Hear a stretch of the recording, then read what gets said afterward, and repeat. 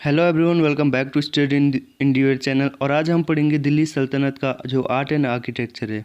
So before going to discuss this particular lecture, इस particular quote पे आप ध्यान दीजिएगा। A building become architecture then it is art. Okay, अगर आपको ये समझ में आ रहा है कि इसका मतलब क्या है तो प्लीज़ कमेंट बॉक्स में बताइएगा कि व्हाट डज इट मीन। तो आपको आर्ट एंड आर्किटेक्चर से लव हो जाएगा जब आप इसको आसानी से समझोगे। सो नाउ स्टार्ट करते हैं दिल्ली सल्तनत का art and architecture. Before going to discuss this Delhi सल्तनत का जो आर्ट एंड आर्किटेक्चर है, एक ब्रीफ इंट्रोडक्शन बता देता हूँ कि किस तरीके से इस्लाम का यहाँ पे ओरिजिन हुआ था। तो this was the time 622 AD। Okay, जब मक्का में जो प्रॉफिट मोहम्मद थे जिन्होंने इस्लाम को ओरिजिन किया, वो वहाँ अपनी टीचिंग को प्रोपोगेट कर रहे थे। बट वहाँ की जो इलाइट क्लास थी उनको ये चीज़ें पसंद नहीं आई और इस तरीके से वो मक्का से मदीना की ओर प्रस्थान करने लगे।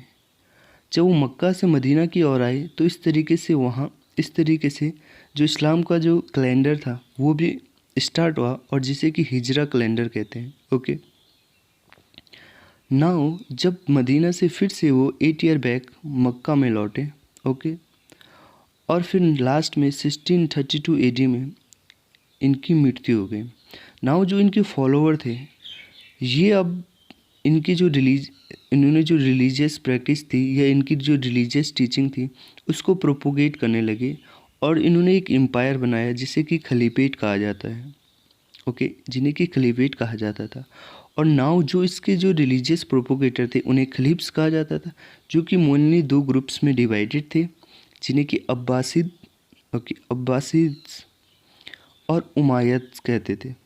ओके, नाइन्थ सेंचुरी तक आते आते अब्बासिद तो क्या हो गया था, अब्बासिद डिमोलिश हो गया था और उमायद फिर भी चल रहा था। और उमायद के जो प्रोपोगेटर थे, ओके, जो कि नॉर्थ वेस्ट इंडिया से जब इंडिया में आए थे तो उन्होंने यहाँ पे अपनी पॉलिटिकल स्ट्रेंथ को भी धीरे धीरे इंक्रीज करा, जिसमें मोहम्मद कासिम, मोहम्मद गौरी, मोहम्मद गजनवी, इन्होंने फ्रिक्वेंटली इंडिया पे क्या किया, आक्रमण किया, और लास्ट में जाके अपनी एक सल्तनत यहाँ इस्टेब्लिश करी जो इनके सक्सेसर थे। ओके, जैसे कि कुतुबुद्दीन ऐबक, इन्होंने 1210 से दिल्ली सल्तनत का इस्टेब्लिशमेंट किया। ओके, सो नाउ कितनी डायनेस्टी थी दिल्ली सल्तनत के अंदर ये बताना आपके लिए इम्पोर्टेंट है, ताकि आप वन बाय वन इन्होंने जो अलग अलग डायनेस्टी थी उन्होंने किस तरीके से यहाँ पे आर्ट एंड आर्किटेक्चर को इस्टेब्लिश किया था। तो जो सबसे पहले सलीब डायनेस्टी थी, उसके बाद खिलजी डायनेस्टी, उसके बाद तुगलक डायनेस्टी, और उसके बाद सैयद डायनेस्टी। नाउ जो लास्ट की जो डायनेस्टी थी वो लोधी थी। इसको मैंने अलग से इसलिए लगा है क्योंकि ये जो चारों की चारों डायनेस्टी थी ये ट्रक्स थे, ये टर्की के थे ये, और जो लोधी थे ये अफ़गान थे, जो अफ़गानिस्तान से थे। ओके, तो इस तरीके से आपने ये देखा कि जो ब्रीफ इंट्रोडक्शन मैंने आपको दिल्ली सल्तनत के बारे में बताया। सो नाउ स्टार्ट करते हैं दिल्ली सल्तनत के आर्ट एंड आर्किटेक्चर को। नाउ मैं इसमें आपको इस तरीके से बताऊंगा ताकि आपको चीज़ें बहुत आसानी से समझ में आए।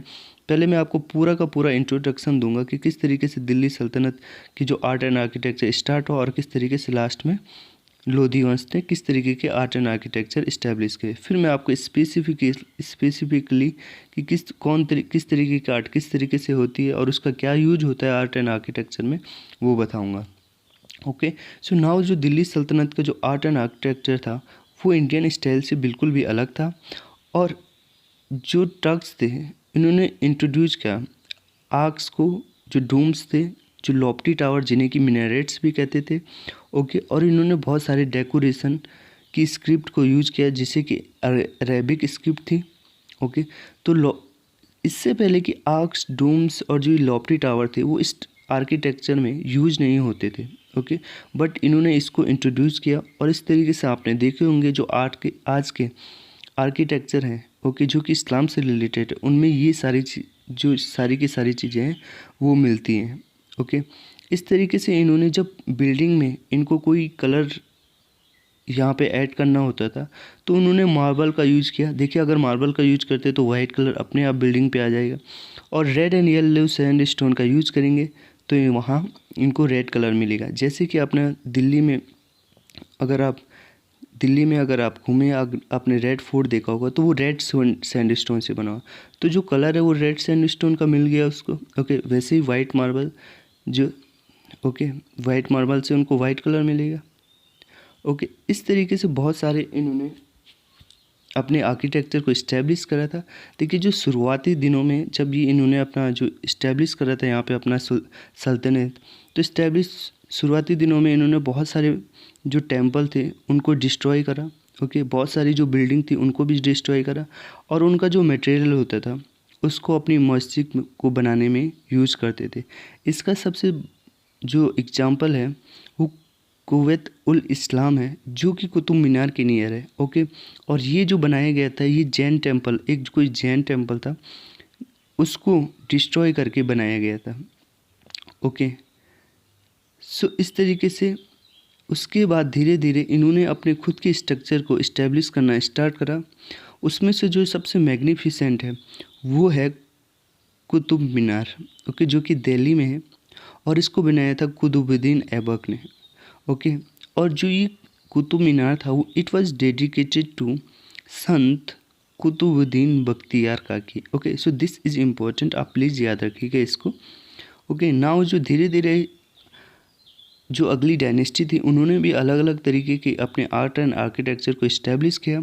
उसके बाद जो खिलजी डायनेस्टी आई, खिलजी डायनेस्टी में जो अलाउद्दीन खिलजी थे उन्होंने जो कुतुब मीनार था, जो कुतुब मीनार टावर था, उसके ठीक इंट्रेंस पे एक दरवाज़ा बनाया जिसे कि अलाई दरवाज़ा कहा जाता था। और ये जितने भी Doom and architecture he establish करते थे अपने आर्किटेक्चर में, वो सारी की सारी साइंटिफिक लाइन पे होती थी।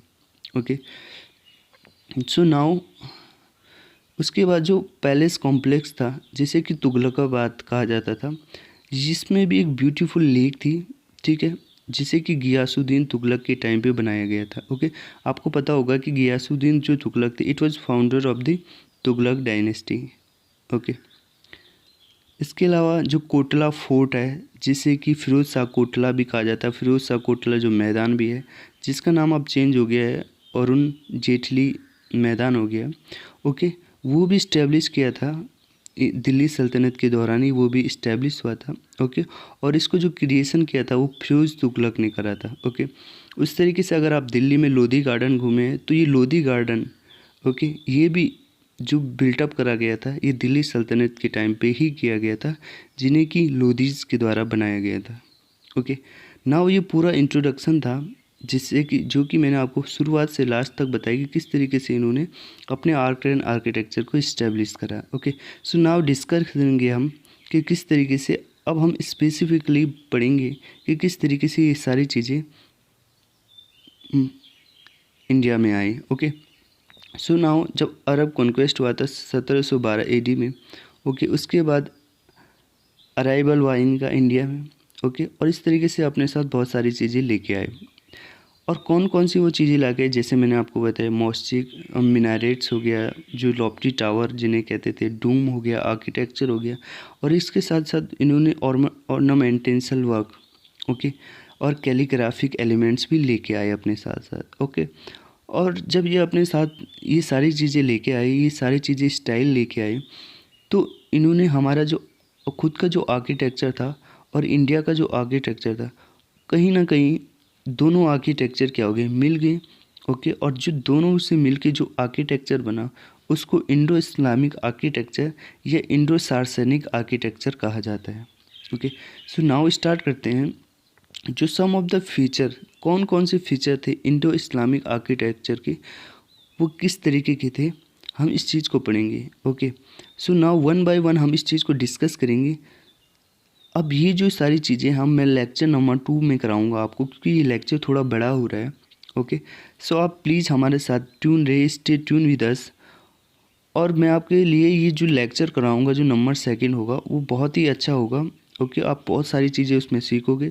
सो प्लीज़ इन्जॉय कीजिए इसको, लाइक शेयर एंड सब्सक्राइब।